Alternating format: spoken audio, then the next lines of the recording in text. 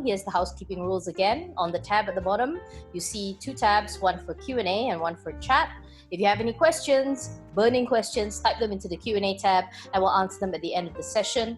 But if you're having any technical difficulties, you want to say hi, or you just basically want some feedback, please feel free to drop us in the chat.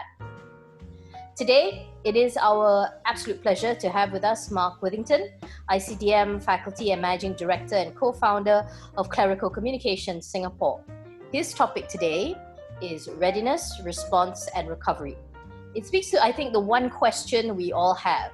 This question that is amplified by all the uncertainty that all of us feel at the moment. What will the world and our businesses look like when this is all over?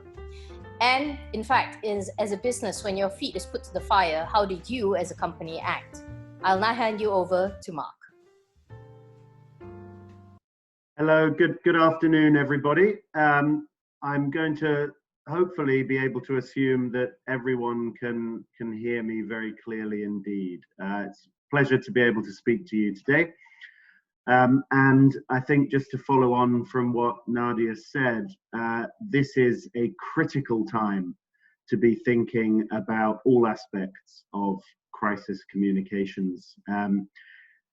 This is one of the parts of leadership that is, often talked about. People often talk about it more than they actually do it. And I think one of the key things we're seeing at the moment, and indeed I'm involved in helping a number of companies handle their communication at this time, is that even the best preparation is actually coming under a lot of pressure at the moment, just given the sheer scale and the uncertainty of what we're facing. So without further ado, the way we propose to run this session is that I have a presentation that will run for between 30 and 45 minutes, and then we'll be very happy to take whatever questions you might have afterwards. Very important, actually, that we do speak and interact at this time when we're also dislocated to learn as much as we possibly can from one another. So I'm going to move straight in and start off. And I think a good place to begin is very much the idea that we're facing something that we have never faced before. I mean, this is, and just in case nobody's noticed, this is a crisis of a truly unprecedented scale that is affecting every company, every part of the economy, every individual. There is disruption, dislocation everywhere that you look, and we must be under no illusion that the repercussions are still not understood. Whether you are a company with a disrupted supply chain, an airline who's had to ground its entire fleet, a real estate company wondering what the future holds, this is a time where everyone needs to be trying as much as they possibly can to control what they can control, because there's so much that is uncontrollable. So what are companies doing? Well, they're having to communicate some very difficult things. I think business leaders have been having to take very tough decisions far more quickly than normal. But more importantly, in the world I operate in, they've been having to communicate those drastic decisions in the blink of an eye. People making decisions around cutting services, cutting jobs, cutting pay, desperately trying to find survival strategies to navigate their way through this. And the tone of those communications, the way that those are done, can leave a very lasting reputational legacy. Why is that? Well, it's because every action is being picked up and scrutinized. The whole world, more or less, is sitting at home, watching the world from the kind of inside of their homes out, and paying great attention to the way that everyone behaves. They're watching their own employers, they're watching the major corporations in the countries they live in, they're watching the governments and how they are behaving, because everybody is uncertain, everybody is unsure, everyone is afraid. And every action, therefore, is being scrutinized perhaps much more than ever before. So I just want to check at this point in time that we are able to see the slides, because I've received a message just asking if I am going to be sharing the slides. Can I just get an indication whether any of this has actually come through? Because if not, I will once again share my screen. Could I just get an indication from the participants?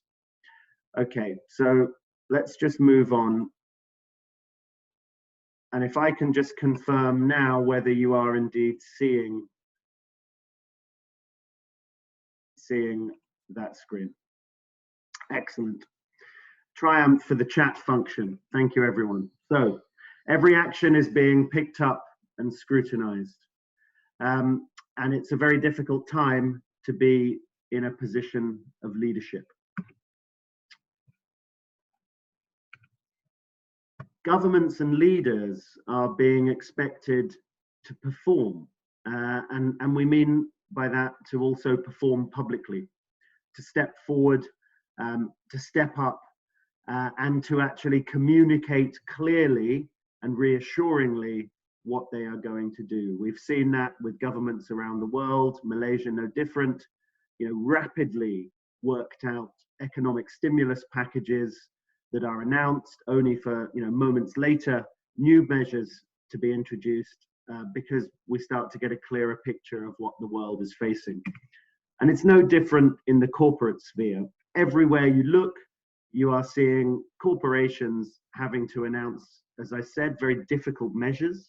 And you're seeing the different ways in which leaders are stepping up or not, both to take sort of concrete steps, accepting major cuts in their own remuneration and communicating that, the tone that they are taking, the way that they are putting themselves forward and owning and putting a face on the corporate communication.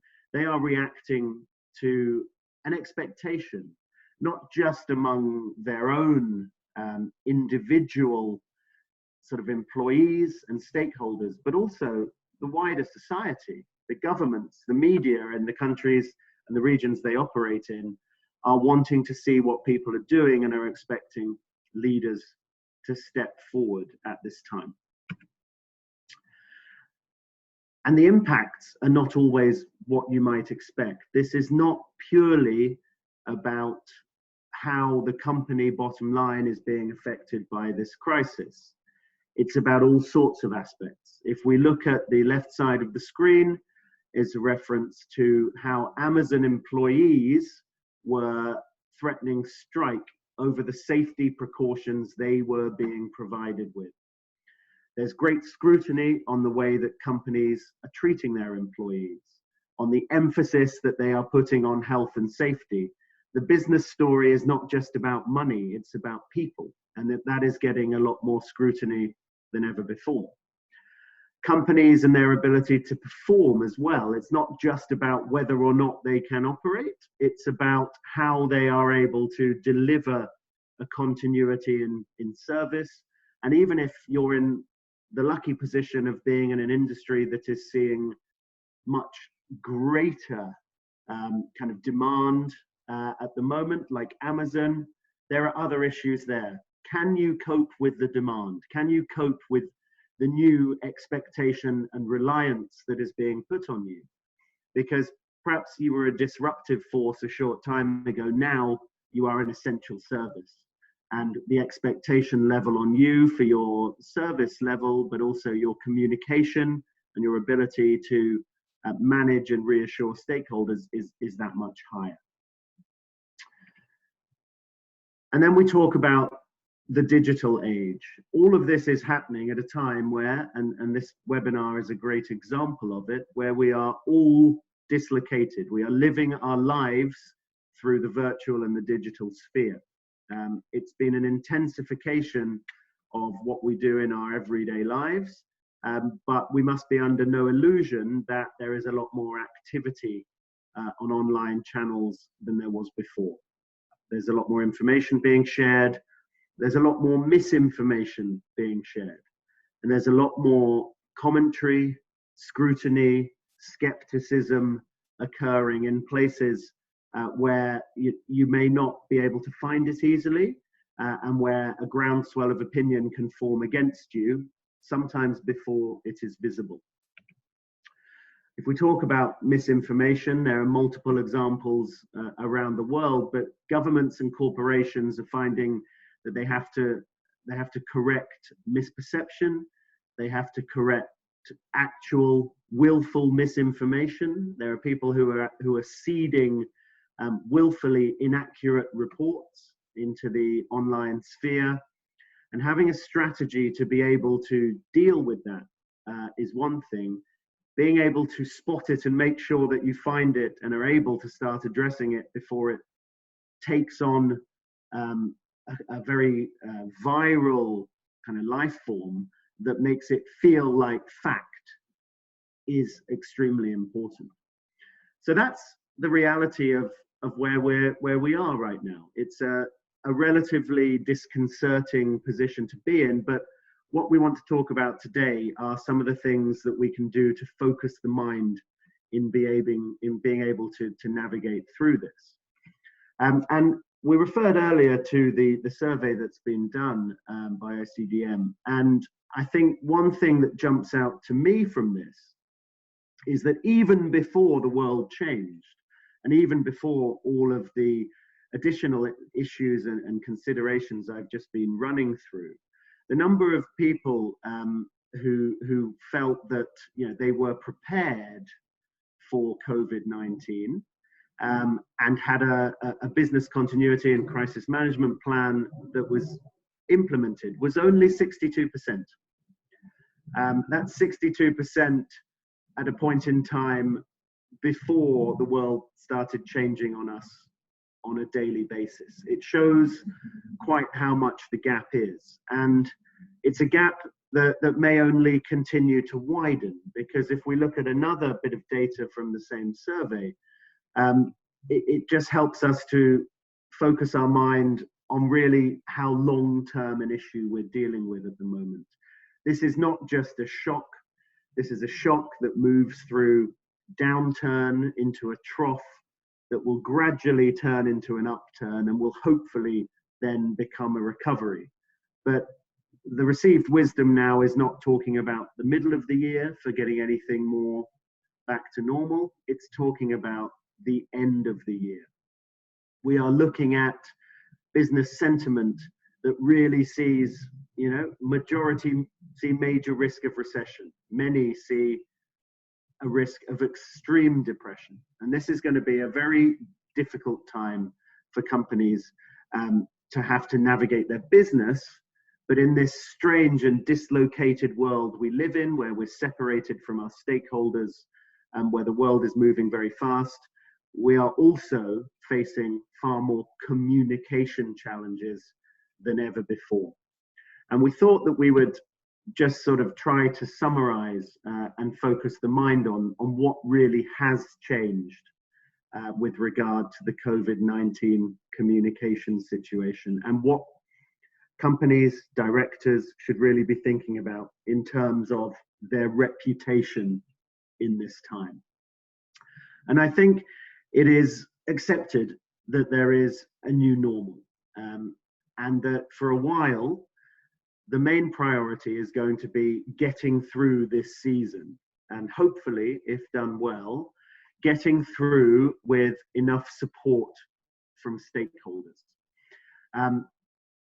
And that's really the best that many people can hope for. It can be dressed up in different ways, but for many companies, this is about surviving as much intact as you possibly can, and reputation is a key part of that.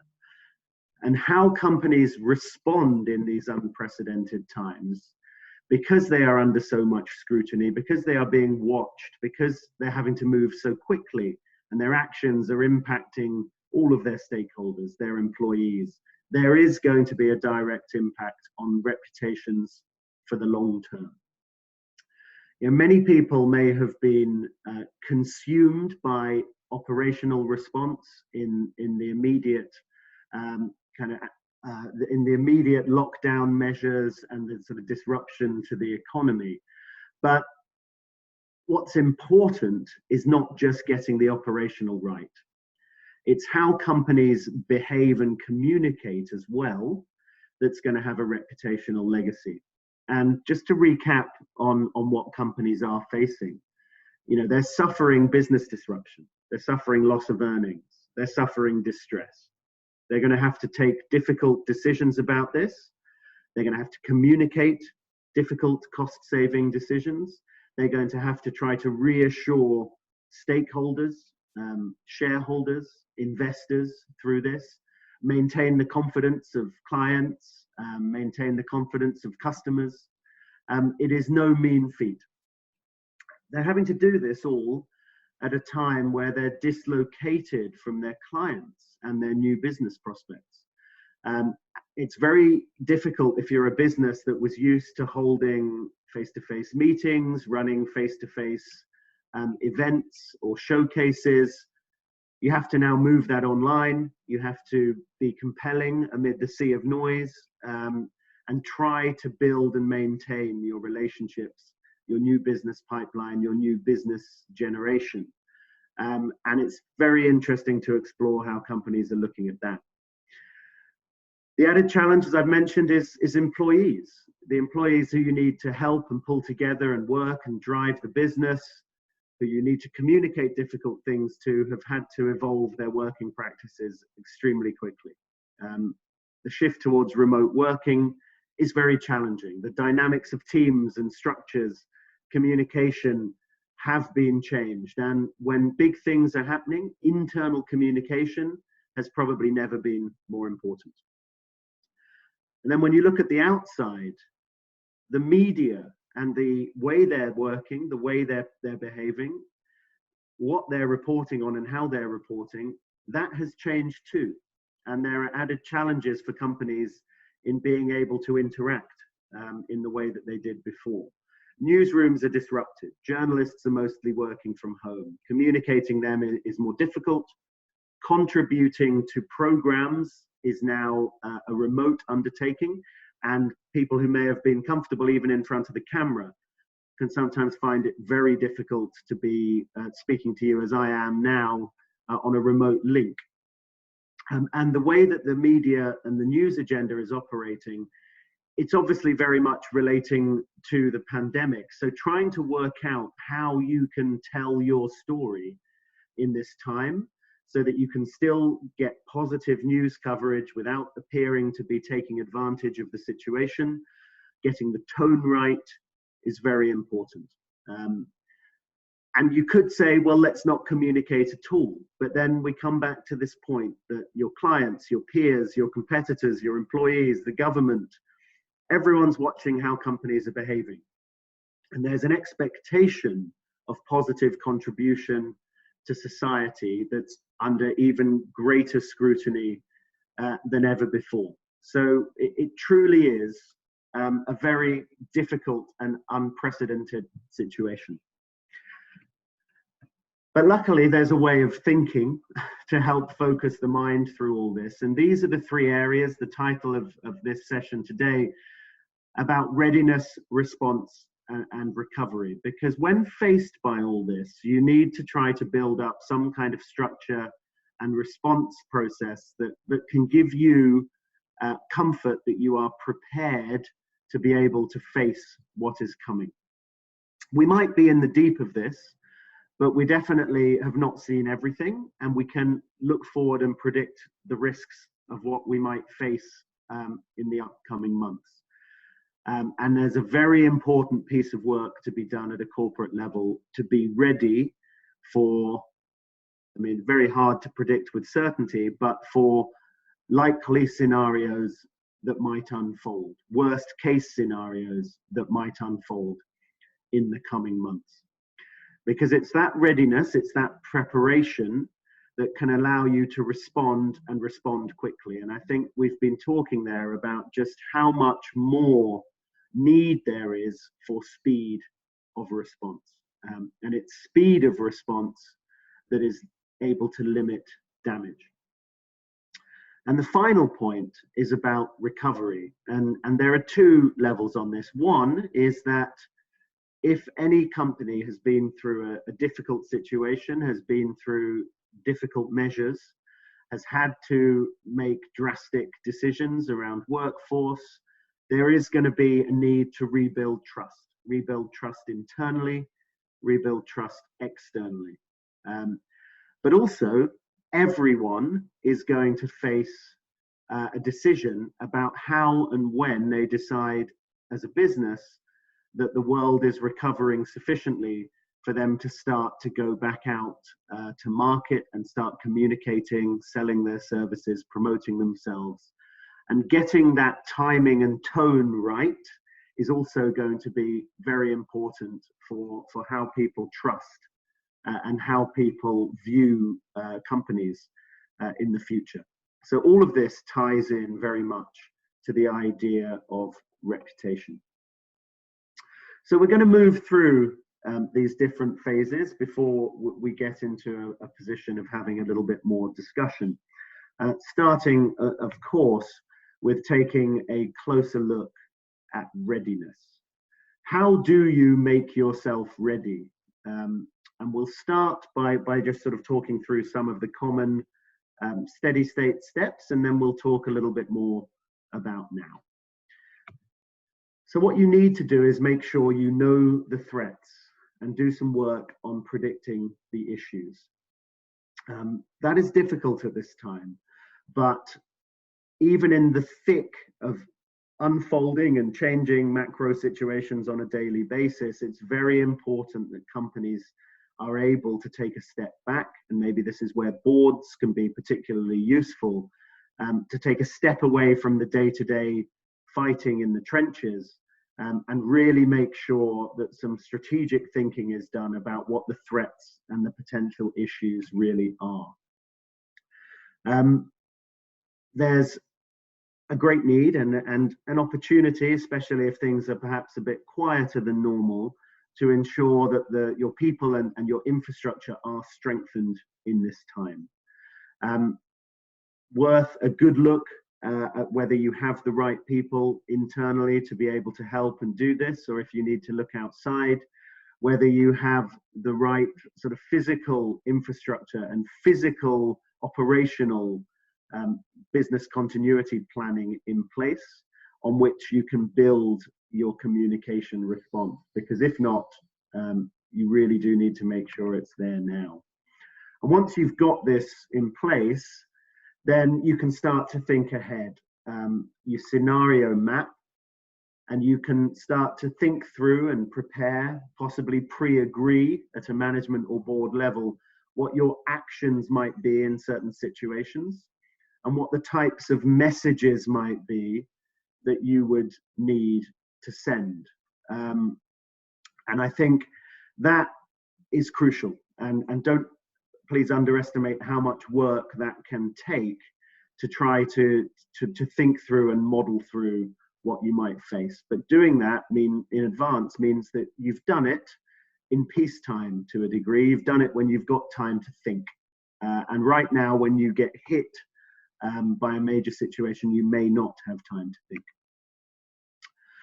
And then, of course, it's important, we've mentioned internal communication, but it's important to have a plan to ensure that there is internal awareness of how people should behave, should there be particular kind of issues that arise. And in the event of any unfolding issue, that we remember to include and communicate with our internal audiences. Because at the moment, especially when we're not there physically, things could be misinterpreted. It could be our own staff, our own employees, our own teams who are commenting negatively through their own digital channels about things that are unfolding. And we don't want them to be the source of rumor or skepticism or negativity. We really want them to be our advocates. So that's the kind of top line there. I mean, I think we might all be asking ourselves now, well, how do I go through this risk mapping process? How do I sort of identify what my risks might be? And a typical way that people normally think about that is what's on your screen now. They look at, accidents or injuries, disruptions to operation, falling foul of regulation, health issues, security threats, etc. I would advocate that we should not be thinking about that at this time. We should be thinking about this, reputation. And we should be thinking about anything that has a harmful effect on our reputation. And that will be different for every company. But if you sit there as a corporation and you think, what is it that people value in us, right? Is it our integrity? Is it our reliability? Is it our positive our position as a positive employer, or our positive contribution to society? Is it our innovation? It can be many different things. But anything that can call into question one of those values is harmful to your reputation. And I think that that is an increasingly interesting and useful way to think about crisis preparation in times when the actual events are so unpredictable that nobody has ever imagined them. You can focus on what is your essence and make sure that what you do protects those elements which make up your reputation. So a slightly different way of thinking about your reputation.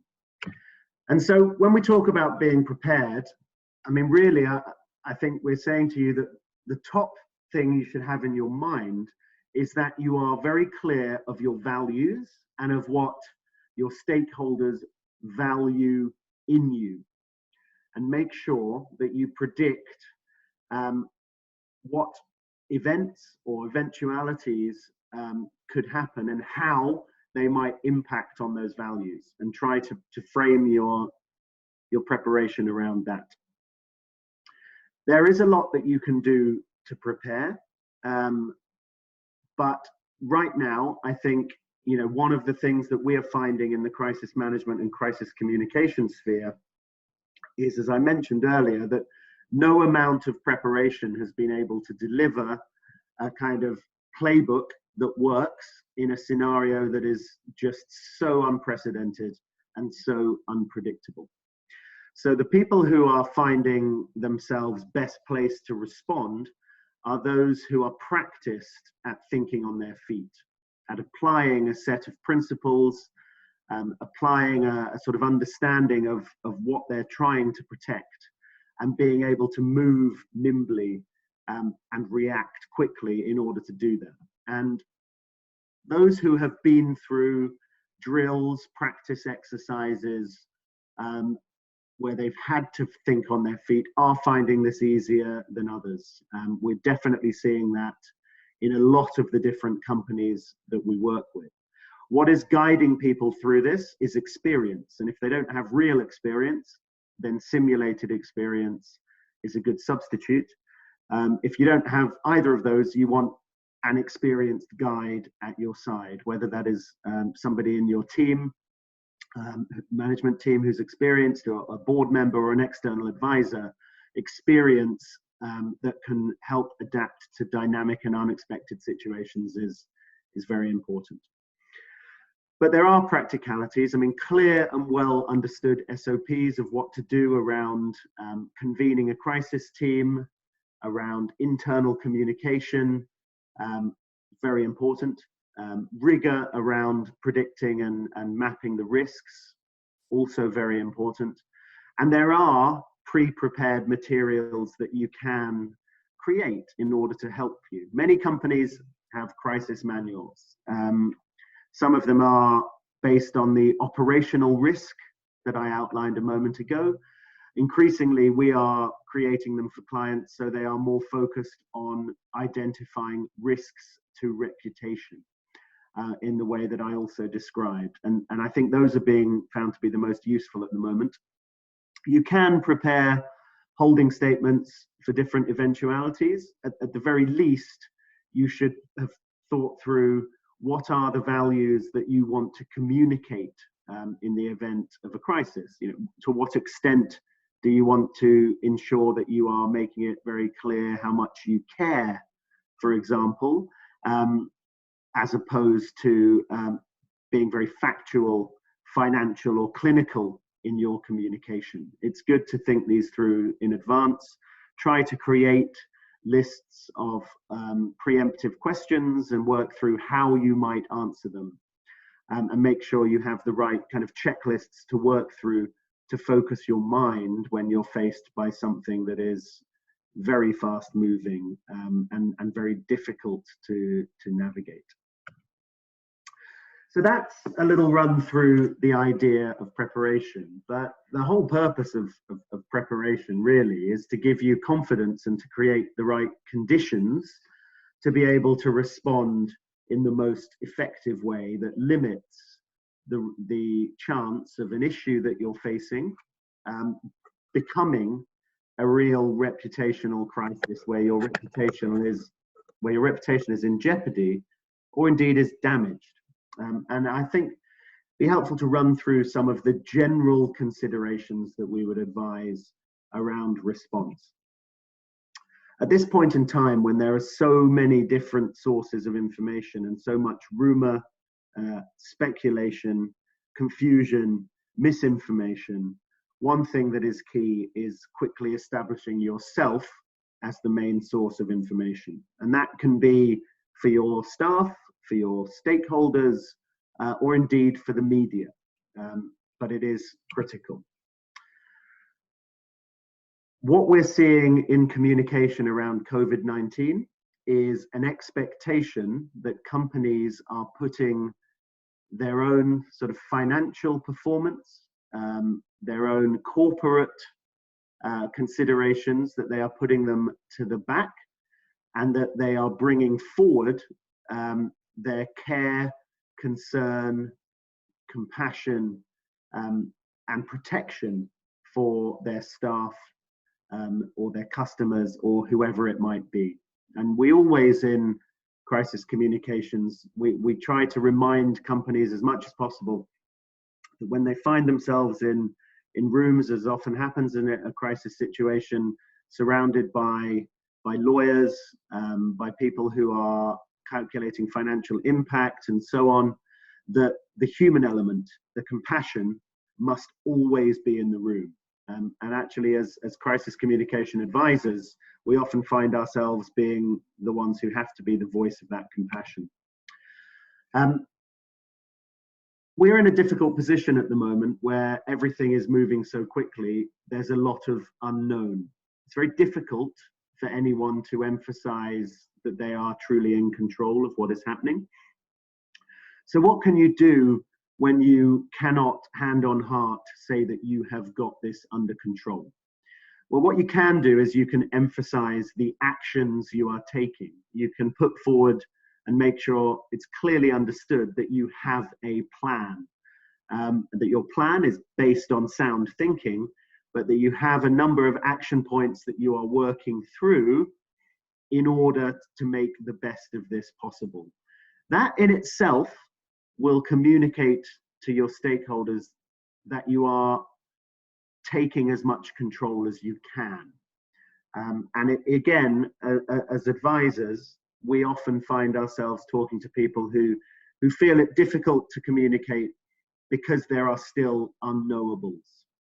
And we're here to say you can reassure, you can project a sense of control, even if there are uncontrollable elements that are affecting you in the macro environment. And that will stand you in good stead. There's a lot of talk at the moment. A lot of people are communicating certain things. Another way that we find ourselves valuable as advisors is to talk through whether actions and words are truly matching. What's going to really affect the long-term reputational legacy of the COVID-19 situation is whether companies have lived up to the statements that they've been making, and whether they are truly walking the talk of what they are communicating. And likewise, unfortunately, people are going to be, or companies are going to be remembered for when they get it wrong.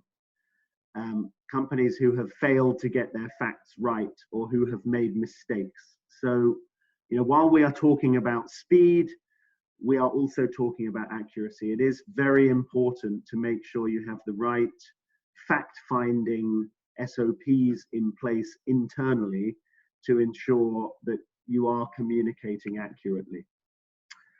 And the final point that we find ourselves advising on regularly is perspective. We're advising multiple companies, but I have one in particular in my mind where their industry is suffering in the spotlight right now for its response to COVID-19. And right now it feels for them like they are the only people in the world who are wrestling with the issue of COVID-19. Of course, it's not the case. We need to keep reminding them that what they're facing and what their industry is facing is just an incarnation of what everyone else is facing. And any communication around what is happening should provide that level of perspective. If you are suffering pain as a company, the chances are your industry as a whole is suffering similar pain. If an industry is suffering pain, the chances are it's a version of what the wider economy is suffering as pain. And remembering to provide that wider perspective can be very helpful in sort of psychologically being able to navigate this at the most difficult moments, but also in the messages that you communicate outside, putting them in the right kind of perspective. And this is absolutely crucial. But how do we make sure that we are not blindsided by things that are unfolding very quickly? What we should all be doing at the moment is stepping up our monitoring of the media, but also social media, to understand what is being said about us as companies, and using this as a kind of early warning system to detect if there are any shifts in sentiment that we need to know about, that we may like or need to respond to. It's also good to have an active press office. It's far harder than in normal times to keep up relationships with the media, but it's good to have people on your team who are continuing to do this with key journalists. And you know, if you don't have those people internally who can be active and who indeed can swing into action as a press office when you may need to, then it can be helpful to look for where you can access that externally. It is very important to recognize internal communication. I keep talking about this, but you don't want to have to activate enhanced internal communication networks for a dislocated workforce at the moment that something goes wrong.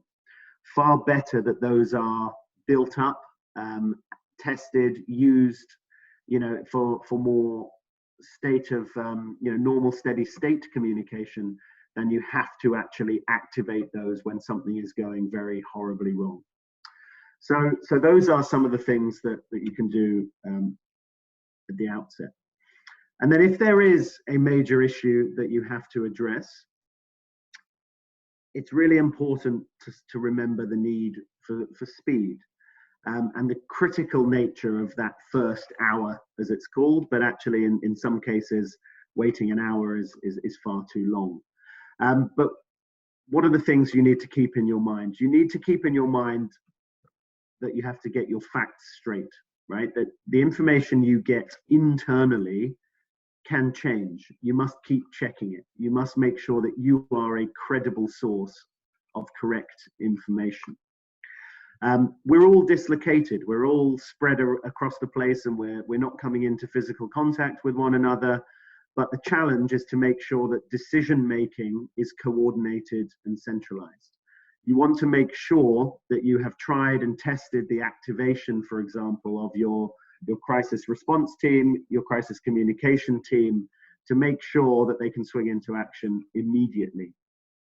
The risk of losing control of communication right now is probably higher than ever before, so you should really be thinking about how quickly and how proactively you can establish yourself as that main source of information that I mentioned. And then it's very key, especially when we're dislocated, to keep track of everything that's happening. And not just events, but also all of the inquiries you might receive from stakeholders, from media. Where have they come from? How have they been resolved? What was said to resolve them? Log the information, create a repository that will enable you to respond consistently and as quickly as possible to subsequent inquiries. Another bit of advice would be to make it, very clear internally who a spokesperson might be. We always talk to companies about the need to put a human face onto certain situations. Now, when we're all starved of human interaction, having a spokesperson who could comfortably and remotely speak in a reassuring way and a coherent way to your stakeholders, your staff, or to the media through a Zoom call like this is very important. And we must keep all of that stuff in mind. And then, of course, we'll always be asking ourselves, well, how quickly should we be talking to the media, and how quickly should we be involving ourselves in the difficulty of the mass media sphere? And it will be different in every case. And the way to assess this is to make sure that you ask yourself the right questions. And this is just a little snapshot, but externally, when something happens, in order to dictate your speed of external response, you should be asking yourself, who's aware outside of our company? Who's likely to become aware? You should be asking yourself, is the media aware, or what is the likelihood of the media being aware? You need to look at whether they've tried to get in contact. You need to recognize whether there have been any media reports about this or about a similar incident, because that can sometimes be enough to ensure that you're going to be covered. And then, of course, to look closely at social media. Has this incident or has a similar incident been appearing on social media? Has it been attracting negative commentary? Has it been widely shared? Is there a danger of it going viral? You need to have your team strategically asking all of these questions before you are deciding how you might engage with the media in a crisis. Because engaging with the media in a crisis, and we could go into this in much greater detail, but I'll keep it focused on this, it is a difficult situation. They are the ones calling the shots. They are the ones deciding what they say about you and when they say it. And there's a limited amount you can control, right? What you can control is how you interact with them, decisions around whether you make a statement or whether you feel the need that this has to be an in-person interview with a visible spokesperson. And you need to think very carefully before going as far as having an open press conference with multiple media, because they will ask whatever they want, and that can quickly turn in difficult directions. So before you enter any arena like that, you need to be very clear on how you're going to answer. And that involves a lot of pre-preparation and practice, media training, practicing for the questions you might face, message workshopping with your crisis and your senior team to make sure you know what you're going to say, because sometimes you only have one chance. And this is just a recap of what journalists are looking for in a crisis, because sometimes we can get the heat off our backs by giving them what they want. They want facts, and if we are able to establish ourselves as the key source of fact, our life can be easier. They want regular updates. They have their own deadlines. They need to be moving the story forward. So why don't we try and control that? Why don't we try and be the ones to give them updates rather than have them surfing around social media looking for a story? They want to know why. They want an explanation. They want to know what has occurred. They want to understand. So the more we can help them do that, the less they will speculate. But they also want simplicity. So, better that we actually give them clear, straightforward messages than try and bamboozle them with much more kind of convoluted messaging. And they also want this now. Timeliness is crucial. Everything is moving incredibly quickly. Your speed of being able to give things to the media is so important. I had an incident just last night where we had a window of half an hour to be able to correct some misinformation that we knew had gone into the market about the company we're working with. We were able to draft some corrections and clarifications very quickly, but the internal management of the company took 1 hour to be able to get to the point where they could approve that for release. By the time they approved it for release, we had missed the moment. Multiple media had already written up the inaccurate statements, and we'd missed our point of being able to influence it without it getting very difficult and having to ask for corrections. So we had to then just accept that misinformation was in the market, because to try to pull it back, we'd missed the time. And the final thing is truth. What journalists want more than anything in a crisis situation is to feel that they are getting at the truth, getting at the facts. They react very badly to the idea of being lied to or of things being hidden. So the way that and the tone of every interaction can be very important. And I mean, traditionally, different media have always wanted different things. As you can see at the bottom of the screen there, it's still true to a degree, but really now everyone wants the same things. They want stories very quickly. They want stories they can get online. They want images to accompany the stories. They want interviews and video wherever they can get it, even if they're a newspaper. The more that we can give people, the less they will have to go out hunting for it. And one of the things we're advising companies at the moment is think about what you can control. If what you want to do is illustrate how your company is handling a particular incident, and because of lockdown measures and whatever else, the media can't possibly get that imagery themselves, how can you give them imagery that works for you? You know, so for example, recent situation with someone we've been working with, we were able to access the CCTV footage from one of their facilities and use that to illustrate the effectiveness in a visual form of the safe distancing and remedial measures that they were putting into place. So nobody needed to go there. The media didn't have to, because it was CCTV images, they trusted that we hadn't altered them, and they ran them. And it helped to impress upon all stakeholders that things were being done in the way they should be done. And I just want to throw in a little cautionary tale here of what happens when it does go wrong. I was involved in reporting when I was a journalist at the BBC, the Fukushima incident, and it was disastrous on a number of levels. Where it all went horribly wrong was when people started getting the facts out of sync. There is no real difference, as you see on this screen, in terms of how terrifying it is, whether radiation levels are 10 million times higher than normal or 100,000 times higher than normal. They're still horrifying. But for Tokyo Electric Power to come out and get the zeros wrong and say that radiation levels were 10 million times higher than normal, and then have to correct themselves to say, actually, we got that wrong, it is that was more terrifying, that it didn't feel as though they were in control.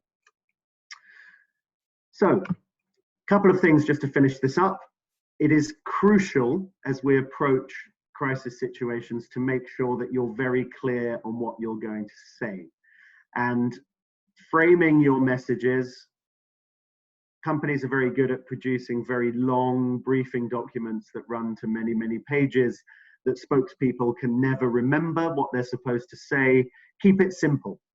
Here's a visual cue. Have a central message with a key takeaway, perhaps 3 supporting messages and some proof to demonstrate that what you're saying is true. That will allow you to stay focused, and that's the type of thing that we advocate. There are multiple ways to make sure that you stay in control through a crisis. They're on the screen there now. But what is behind all of this is making sure that you have a process, everyone knows what they need to do, you keep proper records, you monitor what is being said outside, and you constantly reassess whether the situation has changed and whether you need to change your approach. And once you move through all this, we can start talking about recovery, about rebuilding trust, bringing back goodwill, repairing reputational damage. And this is what companies are going to need to be doing as we move through this whole COVID-19 process. An important step, and one I think for everyone to keep in their back pocket, is that once the chaos subsides, we need to ask, how did we handle it? What did we do well? What went wrong? What did we actually do? Did it work? How can we learn from this in the future? How have our key values survived this situation? And do we need to embark on positive campaigns to rebuild our trust? Do we need to institute some kind of board action? Do we need some positive media engagement to show some kind of closure? Do we need to change the way we talk about ourselves or embark on any communications programs? And that is the bit that we will hopefully get to once the world starts to normalize. So to finish, I mean, some summary do's and don'ts. I mean, please, at the moment, remember the emotional dimension of anything related to COVID-19. Remember the need to be disciplined in dealing with the media. Remember your multiple audiences, including those internal, and remember to be consistent. Very difficult when we're dislocated, but crucial. And don't lie, don't make promises you can't keep, because the world is very uncertain right now. It's very scary, but we must resist the urge to overreact. And we must try to make sure that even if we are affected by a crisis, we can ring fence part of the management team and the communication team to be able to focus on still driving the business forward. So that, I mean, a high-speed gallop granted, but hopefully has given you a window on readiness and response and recovery, and how we can apply and think about the world we live in, and hopefully be stronger and better in preserving our reputations at this time. So thank you very much, and I'll hand to Nadia to see if we have some questions that you want to send our way as well.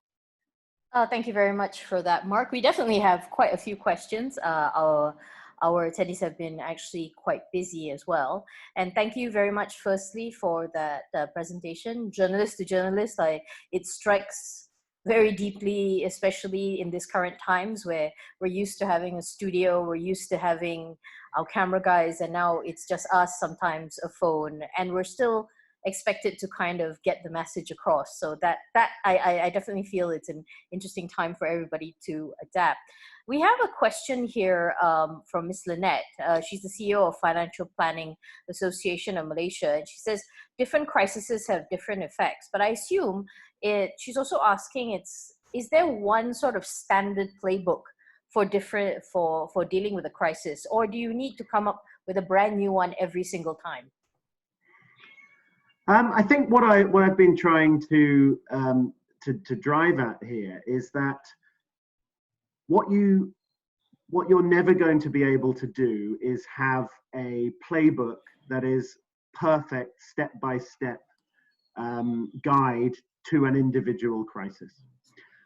What you can do is be very clear on the kind of internal processes to make sure you have the right people with the right information and the right kind of principles and understanding of what you're trying to achieve to make the right decisions. And that is why when we talk about a manual, actually the most effective ones are the ones that guide people's thought process quickly and efficiently, rather than give them something that they can pull off the shelf. Because that is a big danger, and I'm sure we've all seen recently that you can't possibly predict everything. But if you have the right principles, if you've thought through the values of your organization and how they would communicate if you had an issue that was a health issue or a safety issue or a data integrity issue or a business kind of continuity or business credibility issue, then you can focus on that, and it will help you have a framework for dealing with anything. All right, that's fantastic. We also have this question here from Tan Sri Datuk Sri Panglima Sri Ahmad Kamarul Zaman. He asks about how do we turn these challenges being faced during this crisis and turn it actually to an opportunity.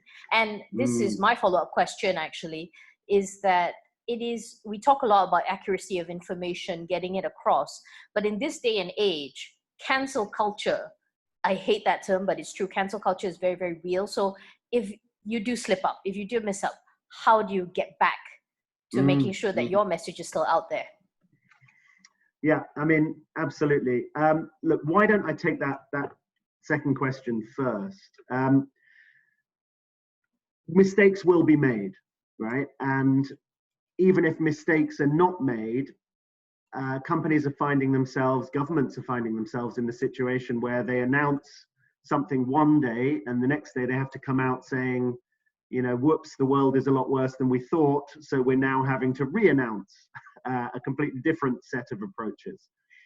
I think certainly the lessons that we're seeing are that a degree of humility and transparency is very important in this. But what's also important is providing that perspective. You know, you are not alone in this, right? If a company is having to announce a completely different set of you know, business survival measures, then they're in good company. You know, the Singapore government had to revise up its stimulus package by a factor of 10. Every government in the world pretty much has turned around and had to say, yep, we thought we had a set of measures to control this. They're not working, we need to go further.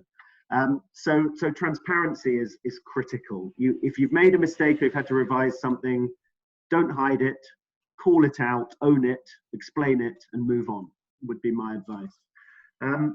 But on to the opportunity question, because that is very important. And I mean, yes, in any crisis communication, there is opportunity, right?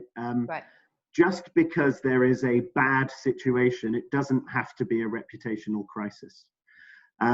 If you handle things well at the moment, if you are seen by your stakeholders and your employees to be open, transparent, communicative, reassuring, caring, having the right priorities, there is a positive legacy in that. And I think that takes me back to a point at the beginning, that proactively working out how you can positively communicate during this situation will have long-term benefits, because people will remember those who did well and will remember even more those who did badly, who communicated badly, and who did not you know, treat people or customers or employees in the right way. All right. That I think coming out of this particular crisis is going to be definitely a textbook on how to handle a crisis. Just a quick one before we move on. Without really naming names, are a lot of companies doing it well, or we're only seeing one or two shining examples? I mean, I think a lot of companies have found it difficult to appreciate the scale of what they're facing. And I think a lot of companies have found themselves consumed by the operational needs, and that communication has been a sort of secondary consideration. But we are seeing some good examples. I mean, we flashed up some CEOs there on the screen who have been very quick to make themselves the face of their company's response and to deliver the difficult messages in person. Situations like that have been, you know, very heartening. But I think, you know, if I had to do a kind of balancing act and looking across multiple countries and multiple corporations, if we had to say, you know, who has responded best to this, governments or corporations, I actually think in most cases governments have done better. They have quickly established themselves as sources of information. They have in many cases, been pretty transparent and owned up when they've got things wrong, explained the need to do things differently. And I think one of the reasons for this is governments around the world have been closely watching each other and taking their cues from each other and being able to use the fact that someone else is doing something to justify why they're doing something. Okay. And they're worried about votes, right? They're worried about civil unrest. They're worried about viability of society. The stakes are very high. And I think maybe that helped sharpen the mind and get them to react more quickly. And there's a necessity that forced them forward, where perhaps some corporations have been happier to sit in the shadows for a bit. All right. Actually, following on from that, there is a question here saying that risk management is not new to boards. I mean, all companies, all boards have risk management. Yet, because COVID-19 is so unprecedented, it seems like none of those tactics or none of what they already actually put in place really worked. You were mentioning how governments had to keep going back and making that number on the stimulus packages bigger. So in the case of boards, have risk officers actually failed the boards, you think, or are just boards in general a bit too shallow with their risk management assessment to begin with? Oh, that's a loaded question when I'm talking to lots of directors, isn't it? Yes. They're not letting you off this afternoon. Look, I think that risk management generally is too operationally focused, is one thing. We find frequently that people can only think about risk in terms of incidents, and that therefore they are surprised if they find themselves in a situation where they face an incident that they have not predicted. So what I'm advocating is a more sort of dynamic and reputational focused approach to risk management to sit alongside that incident approach. Another thing that we notice is that, you know, traditionally the risk aspect that boards consider tends to be more concrete, financially focused. More progressive boards do spend more time discussing, you know, reputation, but not all. And, you know, that there are, yes, increasing numbers of boards who might see the merit in having a reputational communication or media specialist actually on the board. But very often it's, you know, it's people with financial experience, people with legal experience who are prioritized. And that means that when you find yourself having to react very dynamically, you are at a disadvantage if you don't have all of the right perspectives at the table. And I think, you know, it's a good reminder at the moment of just the importance of understanding how you react, how those actions might play out reputationally, and also how you can best communicate to cushion the blow when you have to deliver difficult messages. And yes, I always do, and I continue to advocate for boards to have reputational experts on their boards, because it's more important than ever before. I completely agree with your view on that. It is quite true. Most boards these days are staffed with people who know the business side or the financial side. But you're right, rarely do you actually see somebody who probably has to do with the management reputation as well.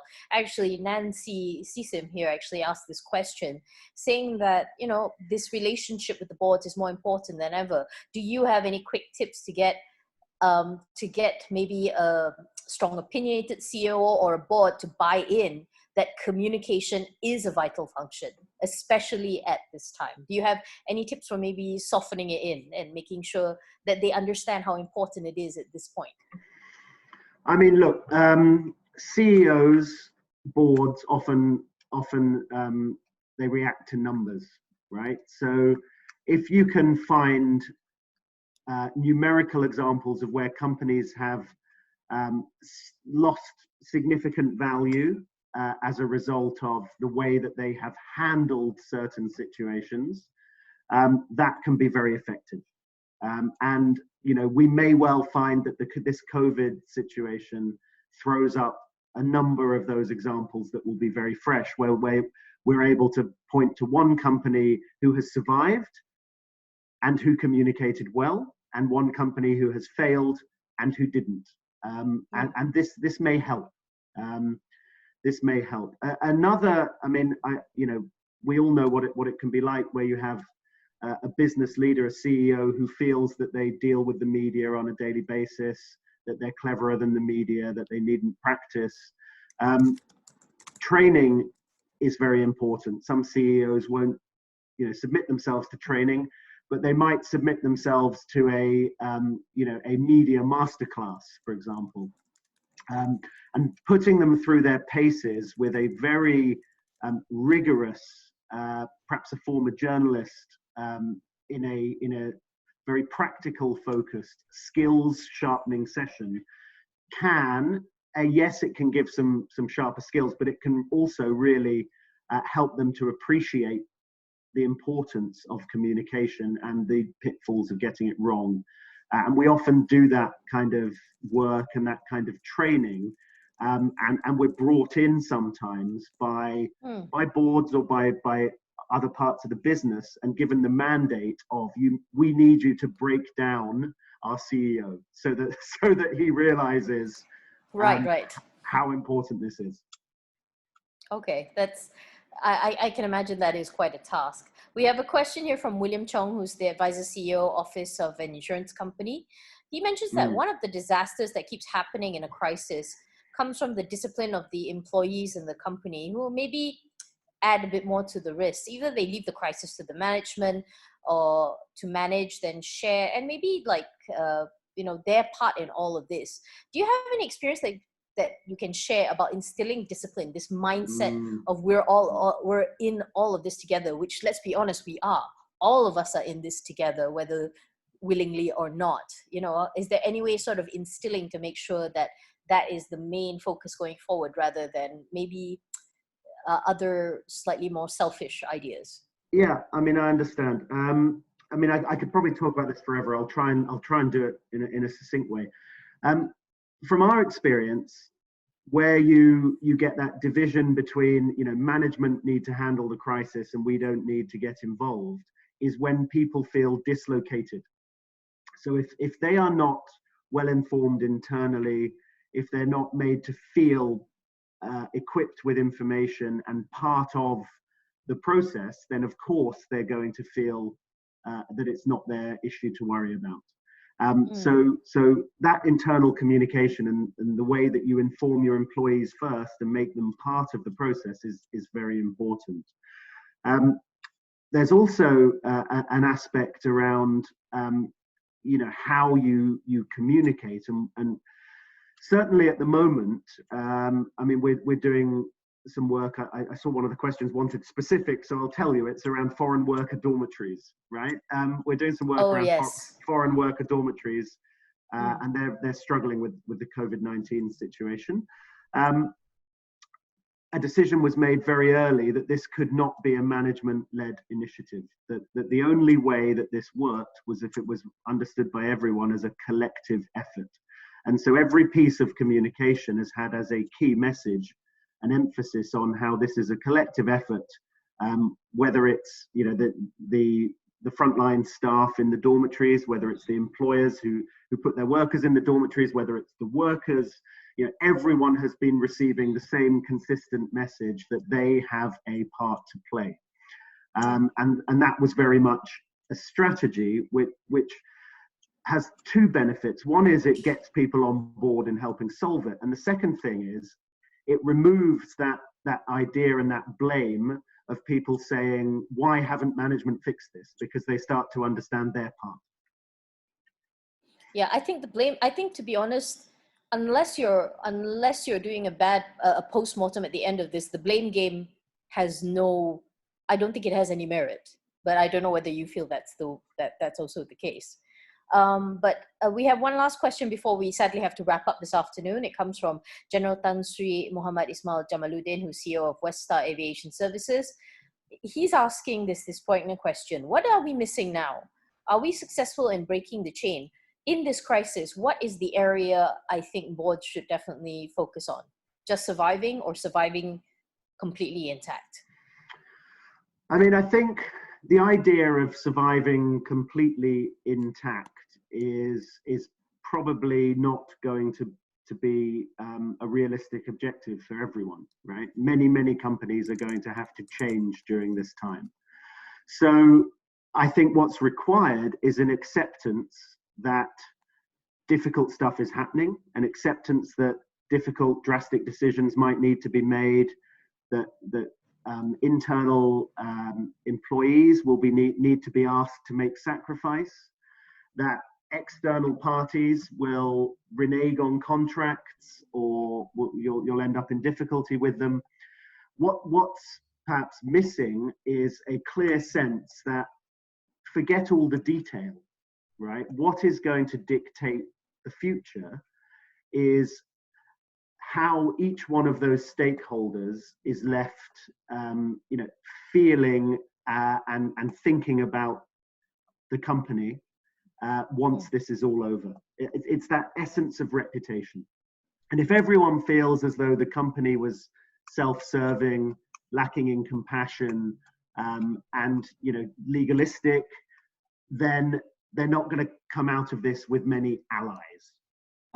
The companies that come out of this with a lot of positive goodwill and a lot of allies, I think will be the ones who are best placed to capture the upturn, and are those who will ultimately be able to succeed. And just to give a concrete example again, I'll talk about workers' dormitories again. Those who have absolutely prioritized the health, the safety, the well-being of the foreign workers who are living in the dormitories, who have been feeding them, have been making sure they can communicate, who have been transparent and caring, they're the ones who the employers and the workers are going to want to use in the future. So even if there's a recession and there are fewer of them around, it's going to be the ones who've developed goodwill who are going to come out of this far better than those who have been less forward-thinking reputationally in how they handle this issue. With that, thank you so much, Mark, for your insights, your very valuable insights this afternoon. Thank you again for all of that. Just a heads up to our attendees, Mark will actually be conducting a public program for ICDM in April. And for those who are interested, please email development@icdm.com.my. Thank you very much. And before we wrap up today, we would just like to say that we'd love to hear from you. Please use the survey link that you see in the chat box, or scan the QR code that we're providing to give your feedback and topics of interest. There will be an online program series soon, so please watch this space. And if you are interested, development@icdm.com.my or visit icdm.com.my. Thank you again. So ICDM will be hosting another of the webinar series tomorrow, same time, same place. Our speaker will be Eric PM Vermeulen, and his topic will be Leadership Today, Authentic, Open, and Transparent. See you at the next webinar. Be safe, everyone. Protect yourself and your loved ones.